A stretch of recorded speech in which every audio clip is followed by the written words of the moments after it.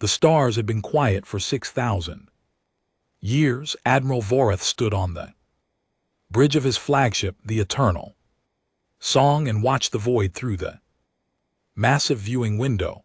Behind him, 47 ships from 9 different species held their positions in perfect formation. Their hulls gleamed like polished jewels against the darkness, blue and silver and gold, each one a work of art that could also wage war. Not that war was ever needed anymore. The Galactic Concord had brought peace to the Orion arm long before Voreth was born, long before his grandfather's grandfather had taken his first breath. The 12 species of the Conquered had learned over thousands of years that cooperation was better than conflict, trade was better than conquest, words were better than weapons.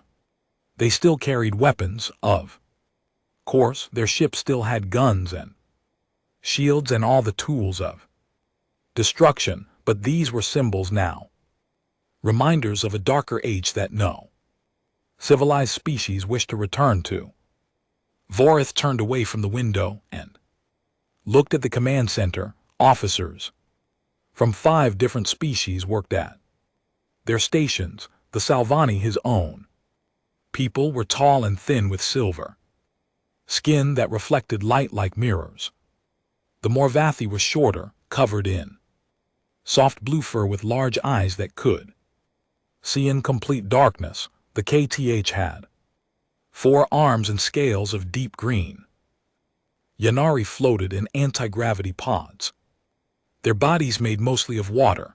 All of them worked together, all of them trusted each other. This was what civilization looked like. Admiral said. His communications officer, a young Salvani named Toro, the human vessel, should arrive within the hour. Voreth nodded slowly. And we are certain they are coming alone. Yes, Admiral. 1 ship. They said it was a diplomatic gesture. Several officers exchanged glances. Voreth understood their confusion. When a species met the Galactic Conquered for the first time, they usually brought as many ships as they could. They wanted to impress. They wanted to show strength. They wanted to prove they were worthy of joining the greatest alliance in the galaxy. But the humans were sending 1 ship. Voreth had read the reports on humanity. They were a young species they had discovered, faster than light travel only 80 years ago, which was nothing in galactic terms. The Svani had been sailing between stars for over 10,000 years. Morvathi even longer, by all measures. Humans were children, babies taking their first steps into a universe they did not understand. The report said they were carbon-based, oxygen-breathing, warm-blooded mammalian like the Morvathi. They had 2 arms, 2 legs, 2 eyes, nothing special, nothing that stood out. They had fought wars among themselves. This was not unusual. Every species went through a violent period before reaching maturity. The Svani had nearly destroyed their home world 3 times before finally learning peace. KTH had fought clan wars for 2,000 years.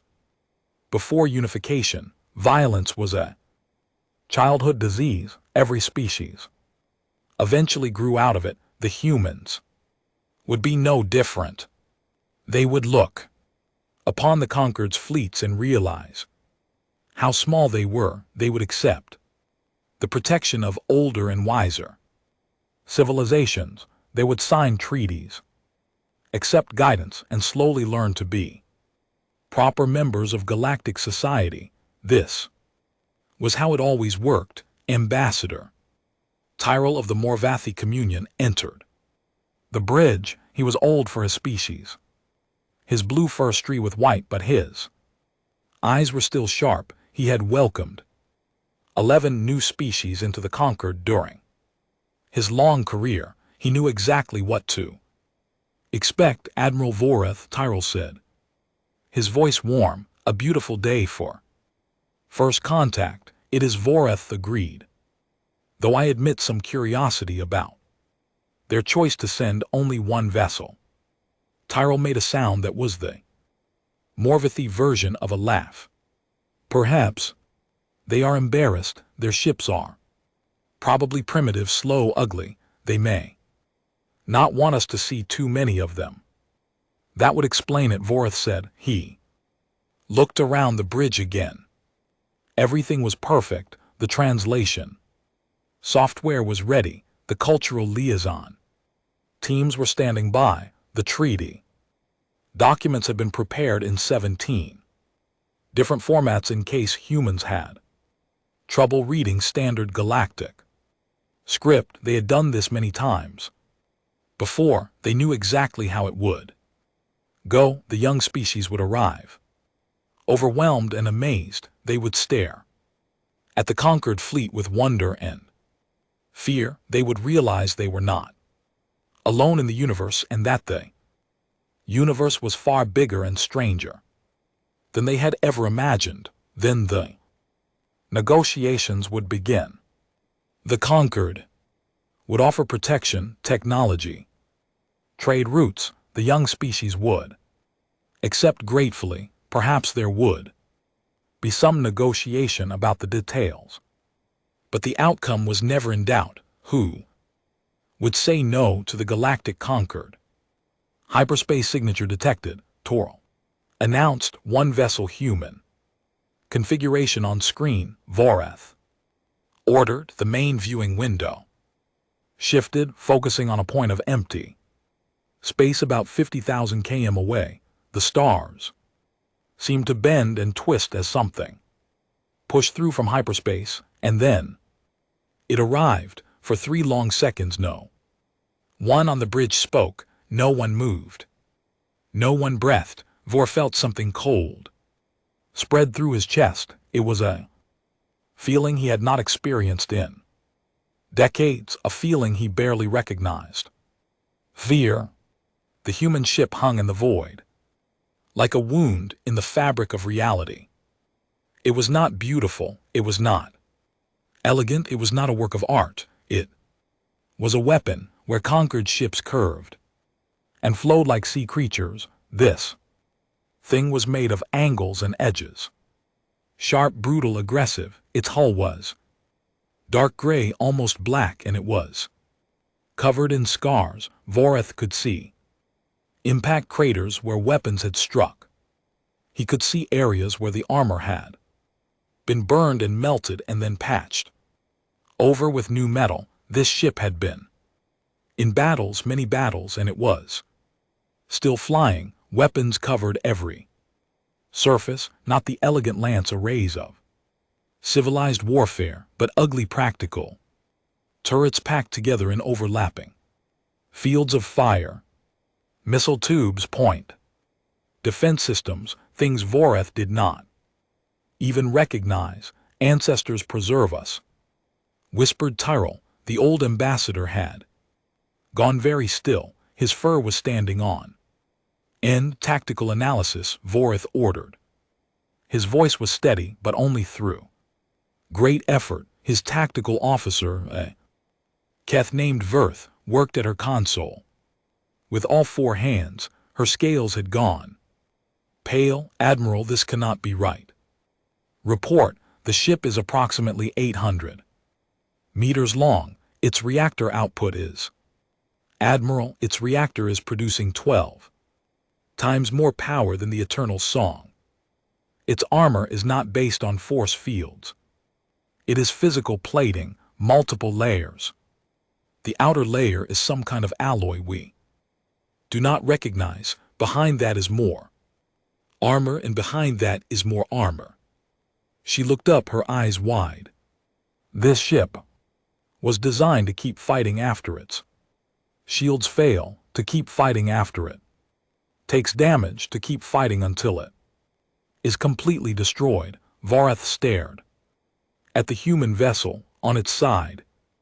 Painted in stark white letters was a name and a phrase, the translation. Software decoded it instantly. Thermopylae, come and take them.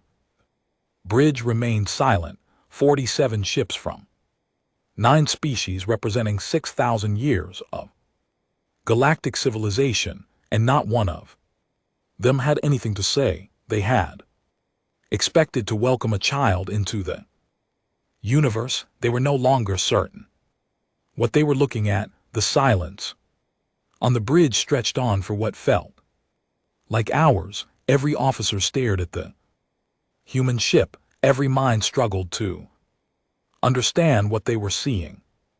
Admiral Voreth was the first to recover.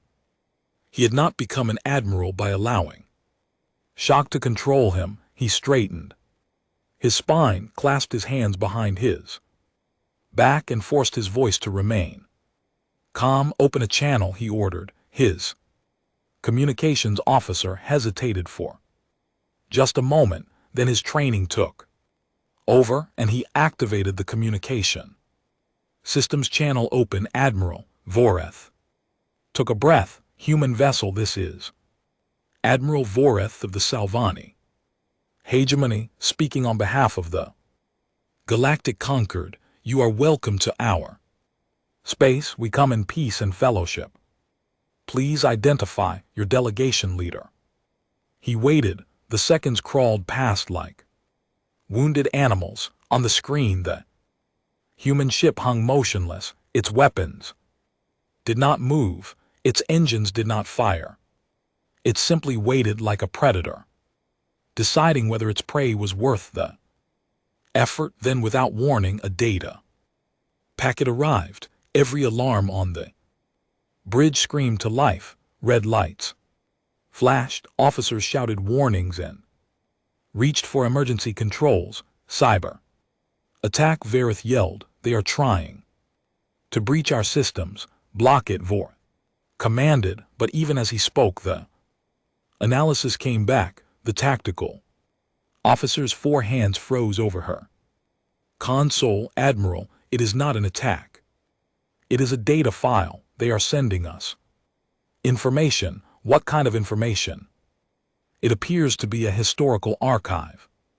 There is a message attached. Vareth, read it aloud so you understand who you are speaking to. Ambassador Tyrell moved closer, his old eyes sharp with suspicion. They want us to watch their history before we even speak. It could be a trap, said one of the officers. Way to insert malicious code into our systems. No, Ver shook her head. I have analyzed the file. It is clean, just data, video, audio, and text. Nothing harmful. Voreth considered for a long moment. This was not how first contact worked. There were protocols, procedures, careful steps that had been developed over thousands of years to ensure that new species were brought into the Conquered properly, but they, humans, were not following the protocols. Show it, Voreth said. The main screen changed. The image of the human ship was replaced by something else. At first, Voreth did not understand what he was seeing. There were humans dressed in primitive clothing fighting each other with bladed weapons. Blood sprayed across the screen. Bodies fell. It was violence, raw and brutal, but this was not unusual. Every species had such a period. Then the images changed. The weapons became more advanced. Swords became guns. Guns became cannons. Cannons became machines that could fire thousands of rounds per minute.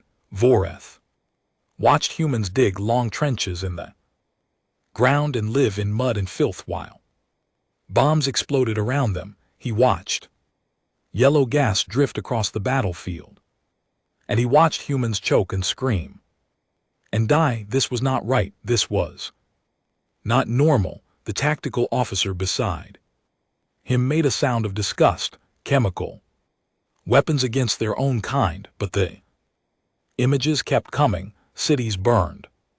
Voreth saw massive firestorms that consumed everything they touched. He saw weapons that split atoms and turned entire cities into ash and shadow in a single instant. He saw the aftermath, the burned bodies, the poison that lingered in the land for generations.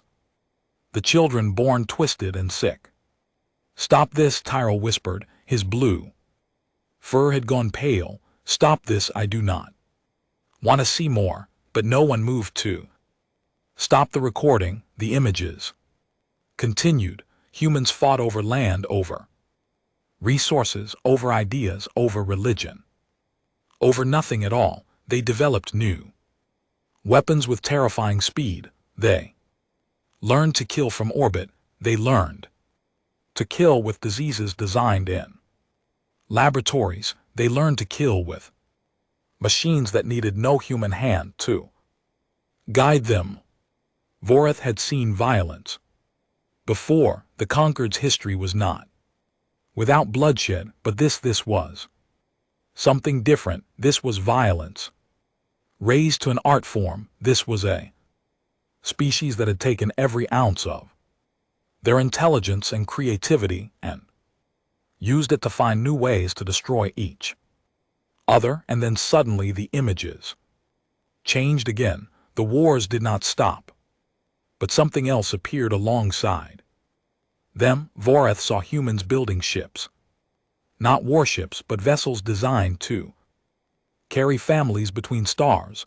Generation ships, the records call them ships, where humans would live and die for hundreds of years, also that their great-great-grandchildren might walk on a new world. He saw humans standing on a red planet, planting a flag, crying with joy inside their sealed helmets.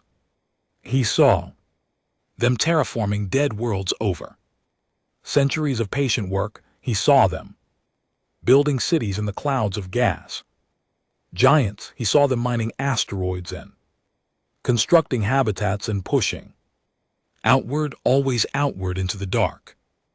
And everywhere they went, they built monuments, not monuments to their victories, monuments to their dead. Voreth saw great walls carved with millions of names. He saw fields filled with white stones, one for each fallen soldier. He saw eternal flames that had been burning for centuries, tended by generations of caretakers who had never known the people they honored. The recording ended. The bridge was silent. Ambassador Tyrell was the first to speak. His voice was barely a whisper. They remember everyone. They killed everyone they lost. They built monuments so they would never forget a species that wages such wars. Voreth said slowly, and then grieves for every death. What does that make them? No one had an answer. Then a new voice came through the communication system. It was female speaking through the translation software. The words were calm and steady, without anger or pride. "This is Commander Yuki Tanaka of the United Earth Navy vessel Thermopylae. I hope our historical package was educational. We find it saves time to be honest about who we are." Voreth found his voice. "Commander, your history, it is violent," Tanaka offered. "Brutal. Horrifying. Yes, we know. We lived it. Why would you show us this? Any other species would hide such shame." There was a pause. When Tanaka spoke again, her voice had changed. It was softer now. "Tired because we are not ashamed. Admiral, we are not proud either. We are simply aware that violence is in our blood. It is in our history. It is in our bones, and we have decided, generation after generation, that we will not let it define us." How? Tyrell asked. The question burst out of him before he could stop it. "How do you choose peace when war is so natural to you?" The human commander's answer was simple. "Because we have seen what happens when we don't, and we have decided that price is too high. Silence fell again. 47 ships of the Galactic Concord hung in space facing a single human warship, and for the first time in 6,000 years, the older species had nothing to teach. Commander Yuki Tanaka appeared on the view screen. She was smaller than Vorath had expected, shorter than most of her species, with dark hair streaked with gray and a face lined with age. She wore simple uniform, dark blue with silver markings, and her hands were clasped behind her back. She did not look like a monster. She did not look like a warrior from the nightmare images they had just witnessed. She looked tired. Admiral Vorath, she said. Ambassador Tyrell, thank you for meeting with us. Vorath studied her face. He had read thousands of alien expressions during his long career. He could usually tell when someone was lying, when they were afraid, when they were preparing to attack, but this human's face was a mystery to him. Her eyes held something deep and heavy, something the conquered species had no word for. Commander Tanaka, Vorath replied, I must admit, this is not how we expected. First contact to proceed. No, I imagine not. A small smile crossed her face. It did not reach her eyes. You expected to welcome a primitive young species into your great civilization to offer us protection and guidance, to teach us how to be proper members of galactic society. That is the standard procedure. I am sure it is. Tanaka nodded slowly. And I am sure it has worked well for the dozens of species you have welcomed before us, species that evolved on peaceful worlds, species that never had to fight for survival, species that learned cooperation before they learned conflict. She paused. We are not like those species. Ambassador Tyrell stepped forward. His fear was fading now, replaced by genuine curiosity. He had welcomed many new species to the Concord, but he had never met one like this. Commander, he said, I have spent my life studying other civilizations. I have learned their histories, their cultures, their philosophies, and in all my years I have never seen a species that shows its darkest moments too. Strangers, would you rather we hide them? Tanaka asked. Most would. Most species have the luxury of shame. Tanaka's voice was quiet. They can look back on their violent past and pretend it was an aberration, a mistake, childhood disease that they grew out of. But we cannot do that, Ambassador. Our violence is not a disease. It is a feature. It is woven into every part of our biology.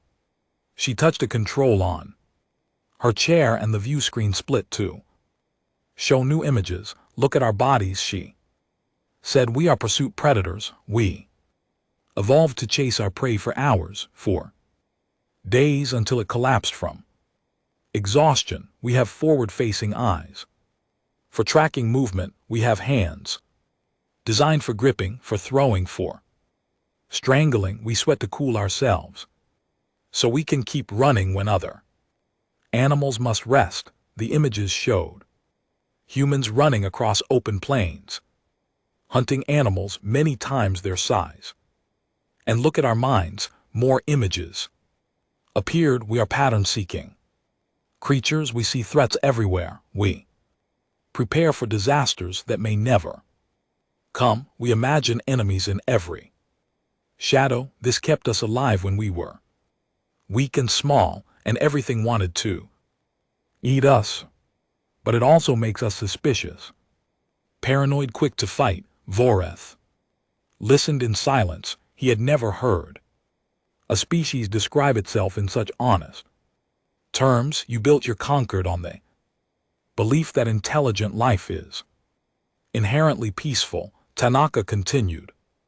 That violence is primitive. That Civilization naturally leads to harmony.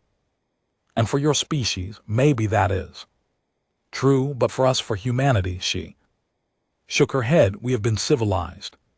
For 10,000 years, we have built great cities and created beautiful art and developed technologies that would seem like magic to our ancestors, and in all that time we have never stopped killing each other. Then how are you still alive? Verif asked. The tactical officer had been studying her console throughout the conversation. Your weapons.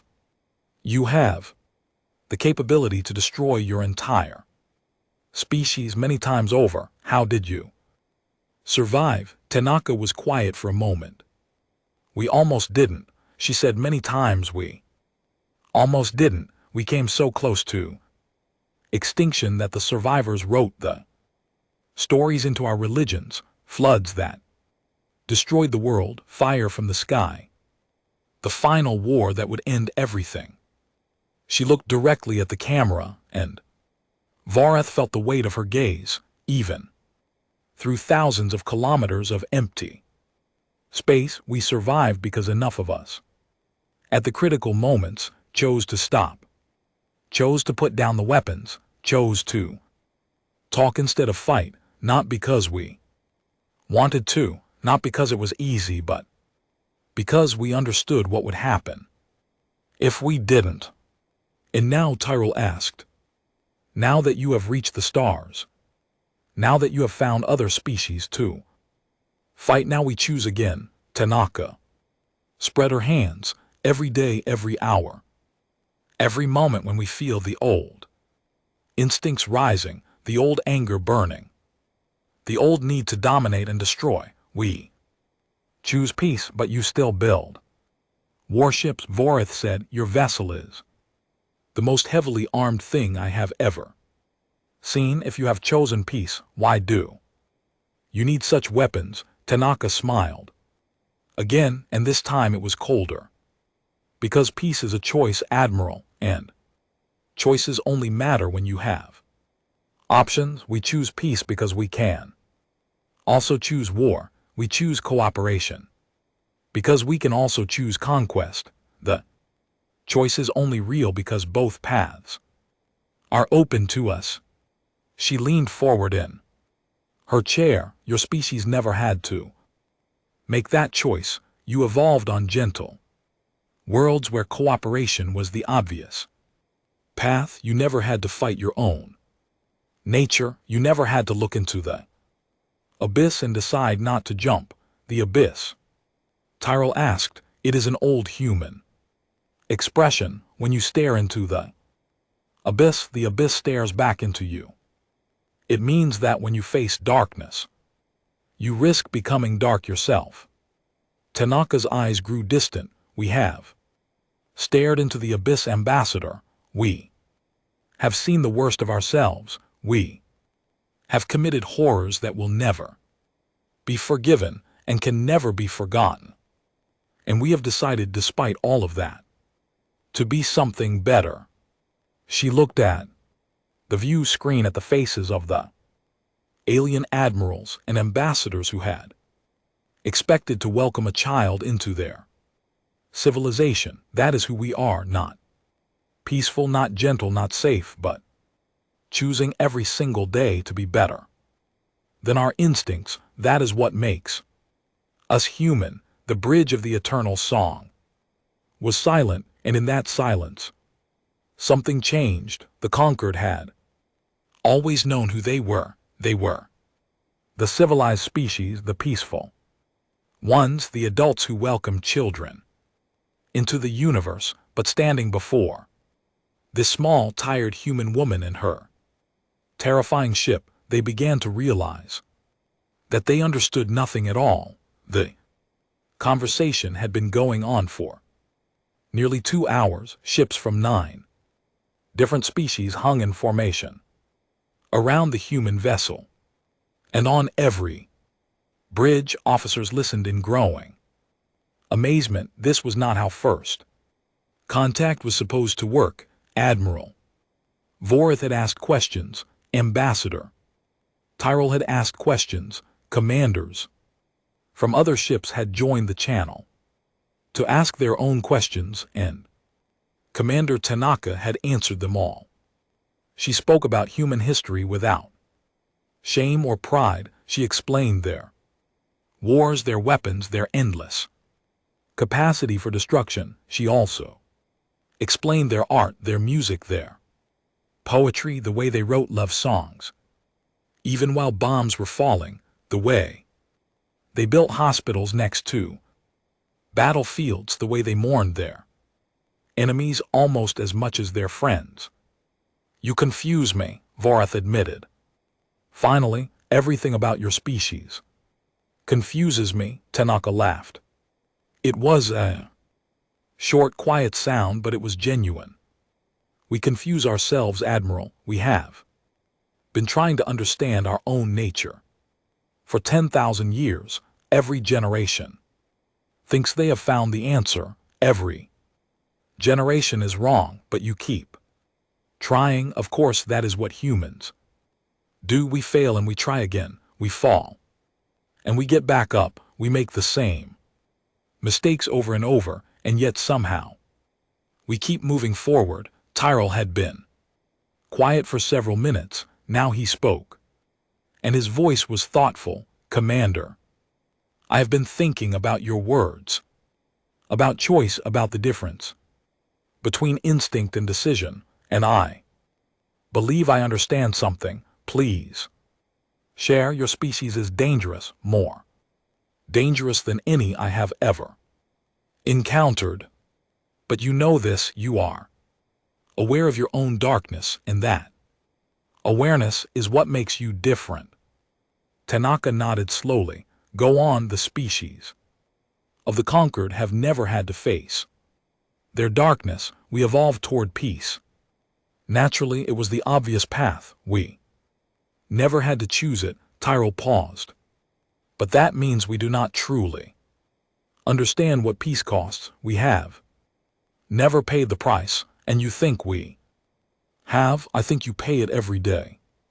Tanaka was quiet for a long moment. When she spoke again, her voice was softer than before. Yes, every day, every moment. She looked away from the camera. Do you know what it is like to feel anger, Ambassador? Real anger, the kind that makes your heart race and your hands shake and your vision go red. I have experienced mild frustration. Mild frustration. Tanaka almost smiled. Imagine that frustration multiplied by 100, 1,000. Imagine it burning your chest like fire. Imagine it telling you that the solution to every problem is violence, that the answer to every insult is blood. She met his eyes again. That is what we feel. That is what we fight against every single day. And we win that fight. Not always, not perfectly, but often enough that we are still here. A new voice came through the channel. It was the captain of a KE warship, his scales bright green with agitation. Human, you speak of restraint, you speak of choice, but I look at your ship and I see only weapons. If you're so peaceful, why do you carry such firepower? Because peace must be defended, Tanaka said simply. Because there are those who would take advantage of the peaceful, because our ancestors learned again and again that those who cannot fight will be destroyed by those who can. That sounds like a threat. It is a fact. Tanaka's voice hardened. We do not threaten, Captain. We inform. There is a difference. The Keth Captain's scales shifted color. Perhaps we should test this restraint you speak of. Perhaps we should see how long your peace lasts when faced with real pressure. Vorath felt a cold chill run down his spine. Captain, I must advise, Admiral, with respect, I wish to see the truth. The Keth Captain leaned forward. These humans speak pretty words, but words are easy. Let us see actions on the view screen. Tanaka's expression did not change. She simply pressed a control on her chair. Alarms screamed across the Concord fleet. The human vessel's weapons are powering up, Barth shouted. Her hands flew across her console. All weapon systems active, targeting sensors locked. On our formation, panic rippled through the fleet. Officers shouted orders. Shields activated, weapons charged. 47 ships prepared for battle, their careful formation dissolving into chaos. On the bridge of the eternal song, Voreth gripped the railing and stared at the human ship. Its weapons glowed with barely contained energy. Targeting beams swept across the conquered fleet, and then Tanaka spoke. Relax. Her voice was calm, quiet, almost gentle. I am making a point. The weapon stayed powered. The targeting beam stayed locked, but nothing fired. Right now, Tanaka continued. My ship has enough firepower to destroy your entire fleet. My tactical computer has calculated the optimal firing solution. 93 seconds. That is how long it would take us to reduce all 47 of your vessels to expanding clouds of debris. No one spoke, no one breathed. We could do it. Tanaka said, we are capable of it. Every instinct, every ancient pattern. Our brains is telling us to do it. You surrounded us with warships. You question our strength. In the old days that would have been enough. She paused, but we choose not to. The weapons powered down. The targeting beams vanished. The human ship returned to its quiet waiting state. That is the difference, Tanaka said. That is what 6,000 years of your conquered has never taught you. What it costs to choose peace when war is easier, when war is in your blood. The KTH captain was silent. His scales had gone pale. Voreth found his voice. You could have killed us all. Yes, but you didn't know why. Tanaka smiled. It was tired and sad and somehow beautiful, because we are human, and being human means choosing what we will become every single day with every single decision. We are not slaves to our instincts. We are not prisoners of our history. We are who we choose to be. She leaned back in her chair. Now shall we discuss the actual treaty, or would you like more demonstrations? Nobody asked for another demonstration, and when the negotiations finally began, they proceeded in perfect silence. Treaty negotiations lasted 3 hours. In the history of the Galactic Concord, no first contact had ever gone this way. Usually, the new species was grateful, humble, eager to accept whatever terms the older civilizations offered. Usually, the conquered set the conditions and the newcomers simply agreed, but the humans were different. Commander Tanaka sat in her captain's chair, reviewing the Concord Standard Treaty on a data pad. Behind her, Voreth could see other humans moving on the bridge. They were young and old, male and female, their skin in various shades of brown and pink and tan. They worked at their stations with quiet efficiency. Occasionally glancing at the viewscreen, they did not look afraid. They did not look impressed. They looked patient. Protectorate status, Tanaka read aloud. The human species agrees to place itself under the protection of the Galactic Concord. In exchange for this protection, humans will accept guidance in matters of technology, culture, and territorial expansion. She looked up at the screen. Number Vorth blinked. I'm sorry, we declined protectorate status. Ambassador Tyrell leaned forward. Commander, this is a standard offer. Every new species accepts it. The Concord's protection is not a burden. It is a gift, it is a chain. Tanaka's voice was calm but firm, a comfortable chain. Perhaps a chain made of silk and gold.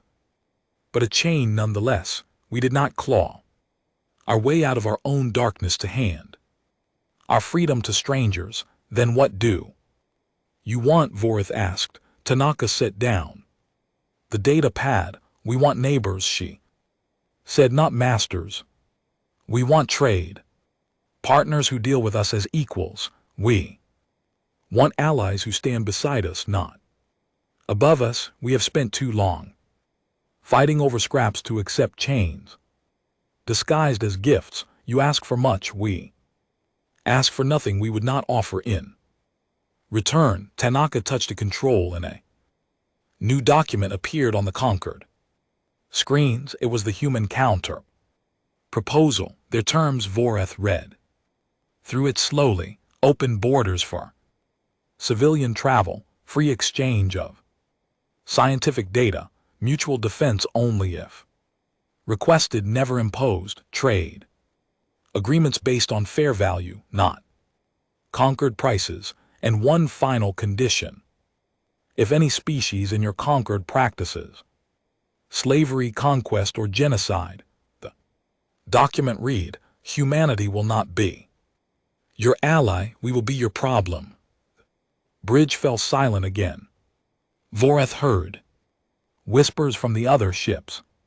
Some of the conquered species had histories, old practices that had been quietly forgotten, conquered populations that had been absorbed rather than freed, uncomfortable truths that no one spoke of anymore. The humans knew they had done their research and they were drawing a line. This is unacceptable, said the Keth captain. His voice was harsh, but Voreth could hear the fear beneath it. You cannot dictate terms to the conquered. We have ruled this region of space for 6,000 years, and in that time, Tanaka said quietly, how many species have you conquered? How many worlds have you claimed by force? How many peoples have you destroyed or absorbed because it was easier than treating them as equals? Silence. We know what you are, Tanaka continued.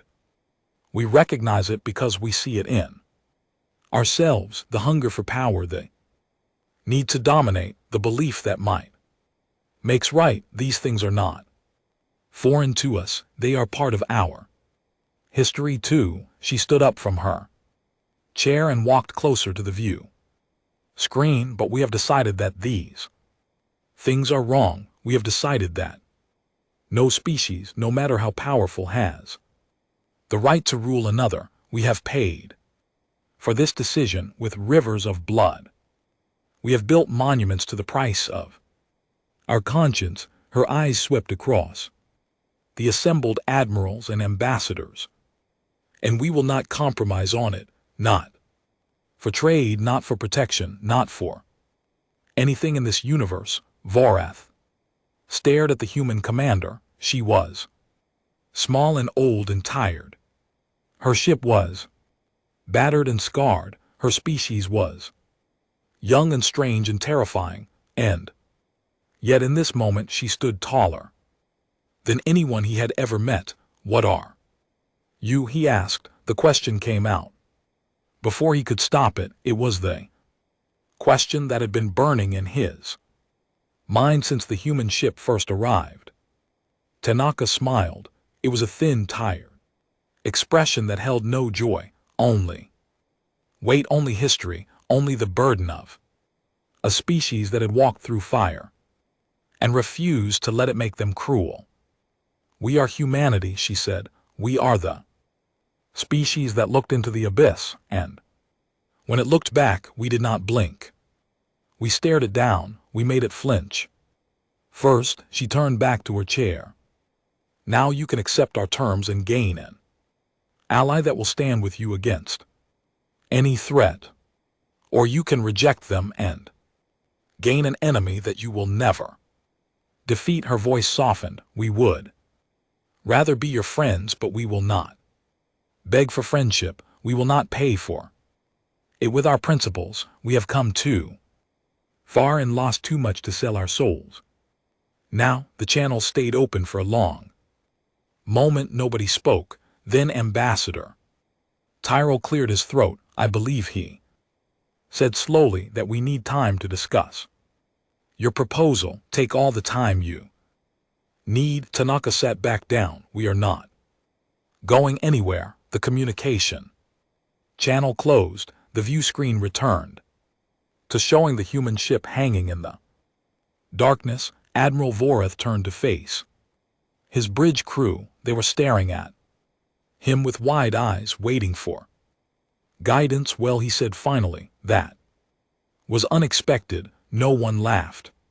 3 hours later, the Galactic Concord accepted humanity's terms. It was the first time in 6,000 years that a new species had negotiated as an equal. It would not be the last. The Thermopylae turned away from the fleet, its scarred hull catching the light of distant stars. Its engines flared gold against the black.